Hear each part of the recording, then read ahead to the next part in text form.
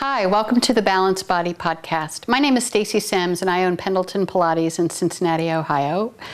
I'm an educator and an instructor, and I'd like to introduce Heather Sommer, who's also an educator and an instructor in our studio system, as is Rachel Apple. Rachel is 18 weeks pregnant, and I just want to point that out because it's really exciting. And also that, first of all, we're not going to do a lot of exercising here today, but if you are pregnant and you're interested in Pilates, just check with your doctor to make sure your doctor thinks it's a good idea. Alrighty? So today what we're going to do is we're going to take a second to look at spinal alignment. I'm sure if you've ever worked with an instructional video or worked with an instructor, you probably hear us talk a lot about alignment. But it's sort of hard to imagine alignment when you're working really hard to understand what someone's telling you. So we're going to look at the alignment of the spine. Everybody has different muscular patterns and different spinal alignment. All of that's fine, but they're going to create different challenges for us. So let's just look for a second at two different spines. Both Rachel and Heather are sitting with their legs extended. It's a position we often will incorporate, say, in a Pilates mat class. Well, I'm going to use this dowel rod to help you have a little even better eye for what I'm talking about. Rachel, can you do me a favor and just scooch forward just a hair so we have a little bit more room? Fantastic, thank you. Can you see, I have this stick up against Heather's spine. And can you hold this hair on top of your head for a second? Thank you, great. So basically the stick, the base of the stick is up against her sacrum at the base of her spine. It also connects right at the thoracic spine, basically sort of at the base of the scapula. And it also connects here at the base of the skull. The occiput is the bone it's connecting to. And can you see how Heather's back has these nice natural curves, a little curve in the cervical spine and a little curve in the lumbar spine. So, and this is the alignment that we like to see. It's the least amount of tension, weight bearing on the vertebrae in the lumbar spine and the cervical spine, which is where, as you know, we get most of our injuries. So let's now look at Rachel, her back. And can you scooch a little teeny forward, Heather? Great, thank you. So Rachel is, in addition to the fact of being 18 weeks pregnant, which starts to change how the body is organized a bit, she's also a runner, and just her natural body type means that her hamstrings are tight. And I know a lot of people have tight hamstrings. So can you see how, because her hamstrings on the back of the leg are tight, it's basically pulling her pelvis under, so that when I put my stick along her back, what's happening is the lumbar spine is pushing against the stick. We've lost this nice natural curve in the lumbar spine. And so basically we can't get her sacrum against the stick. We're not really having a good connection here. And what's happening too is we're having an exaggerated curve in the cervical spine. We're just throwing the alignment off. So because this is such a common thing, we have come up with a really easy solution to fix it.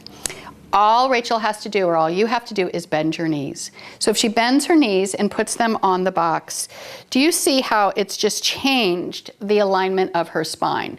Now she's actually able to connect with the sacrum. She's got a little more space in this back, right? And she's reduced the relative curve in the cervical spine.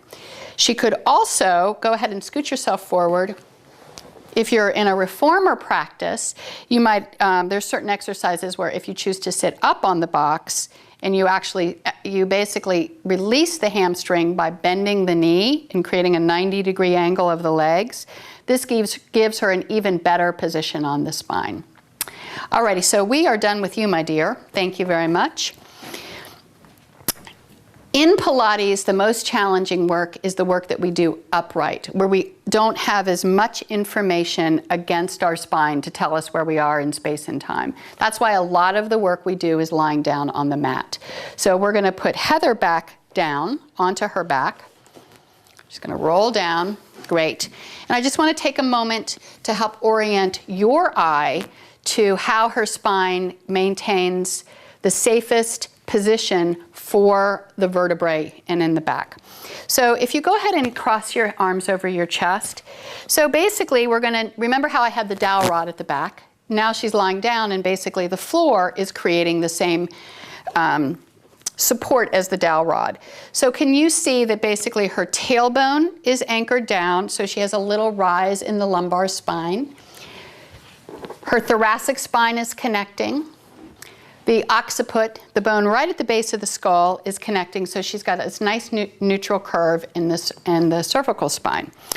So this is the ideal position of the spine, which is not that difficult if you're not moving. What gets really challenging is if you start moving your limbs, especially away from the center line of the body, either the legs or the arms moving. What tends to happen then is you get a lot of movement of the spine. So when she moves her arms back, she's just created a completely different spinal alignment by lifting the thoracic area. If she goes ahead and lowers her hands, and I'm going to help support her legs, what tends to happen is when we're in a tabletop position, this is probably the easiest way to support a stable spine. But as the legs start to drop away, and I'm supporting her legs so we can do this without injury to Heather, the most common position is, go ahead and let those legs go heavy, is that there ends up being a big arch in the back.